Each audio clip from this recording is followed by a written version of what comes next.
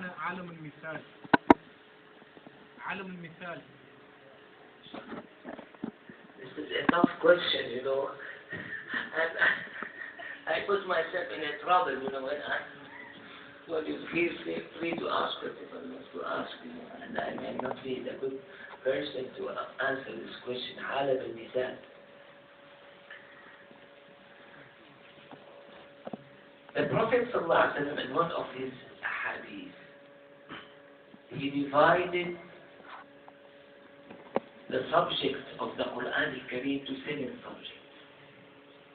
The subjects of the Quran, they are 7. One is a command, the other one is prohibition, the third one is muhkam,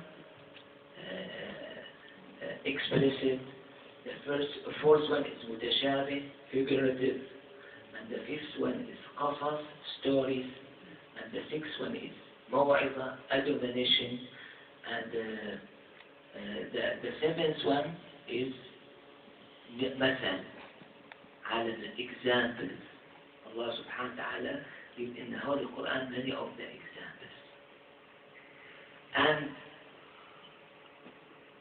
majority of scholars, they say, whenever you have any example in the Quran or in the Sunnah Nabawi Mutahhara, in the tradition of the Prophet sallallahu alaihi wasallam, this is not similar to our example. When I set an example, I just made it up in my mind, just to make it easy for the other to understand. Whereas the examples in the Quran al-Kareem or in the tradition of the Prophet ﷺ, usually it's a fact, it's a reality, it happens. Yeah, when Allah subhanahu wa ta'ala said in the Quran about that woman who started making the thread, you know, for textile, and then she take away everything and return back to the original point. They said they have a woman in Mecca who used to do this. Any example in Quran al-Kareem or in Sunnah Nabawi Mutahhara, it's a reality. It's not imagination. It's not just something to make you understand more. It is to make you understand more, but it is a reality. And you should take it from that side. And Allah subhanahu wa ta'ala, one of His help and support to us, that He created for us what's called alam al-Mithal. There's a word called Mithal, word of example. How do we know it? We know it by our dreams. When you go to sleep, you are going to have certain work or certain materials or certain actions which not a reality, it is something that should be interpreted or explained. Example of it, that the Prophet ﷺ said that whenever you dream of milk, that you are drinking milk, this is a sign of what? Of knowledge.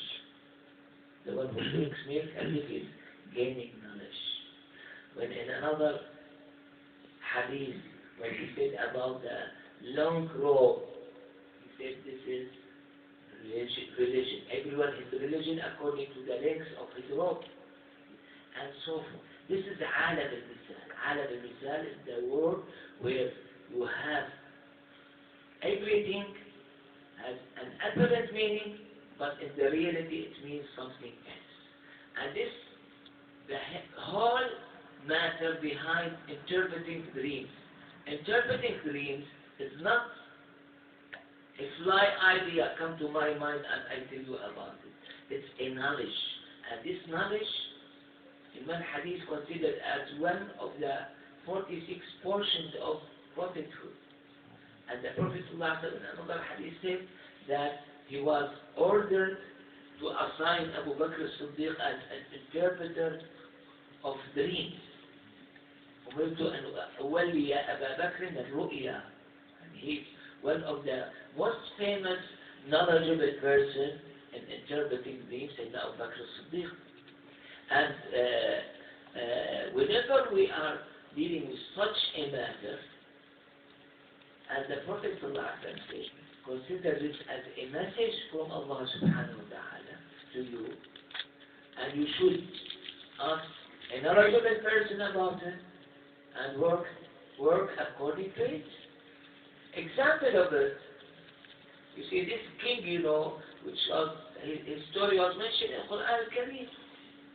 This king in the time of Sayyidina Yusuf, and according to majority of scholars, he was even unbeliever. He's not a believer in Allah subhanahu wa ta'ala, even though he dreamt about a dream which was interpreted by Sayyidina Yusuf, and by this interpretation made Egypt, in these old days, as a very strong country in economy, making everyone in the surrounding depend on it, just based on one dream.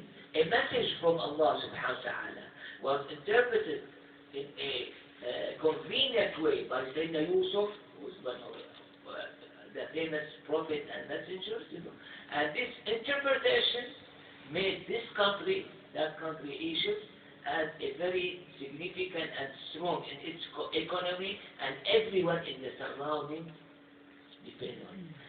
And if you want to see how important this is, the Prophet ﷺ, the person who used to receive the revelation all the time, even though he still, whenever he prays, Fajr prayer, he is going to turn his holy face to the companion or to those who attend prayer with him, asking them, any one of you has dreamt about any dream this night or last night? And he tries to seek knowledge from those messages come from Allah subhanahu wa ta'ala through the dream by alam al-Mithal. Another example of it, I don't see it say al-Mithal is only in the dreams. There is other matters of it, like when the Prophet ﷺ did see during the Mi'raj al-Sharif. In Mi'raj al-Sharif, for example, the Prophet ﷺ saw as a stone, this mentioned from a hadith, and a huge ox come from that stone. And then this huge ox tried to get back to the stone, which is almost impossible. It's not going to be able to get back to the stone. And when he asked Sayyidina Jibreel about the interpretation of it, he said, this is an example of some of your people, of your nation, when they speak about a word which is going to create a lot of huge and tremendous effect or influence, and they try to return it back, and they will not be able to do so. Many other examples, but I just gave this as this alam al-Mithal. And for sure in the hereafter, we are going, all humankind, they are going to have gathering of the reality that they live at, and the alam al-Mithal, which many of us, they are close to it, and many of us, they are far away of it, or they are not familiar with it. It's going to be shown clearly for all of us, and this by itself, alam al-Mithal, make it for you the understanding of what has been mentioned in Quran al-Kareem about the hereafter, and about the people in the heaven, and about the people in hellfire, and many other aspects of knowledge that physically we don't fully understand. It makes it closer to us and more understandable by this. That's what I know. I think there's very full knowledge about it, but sorry, this is the best that I can do in this regard. We have another question here.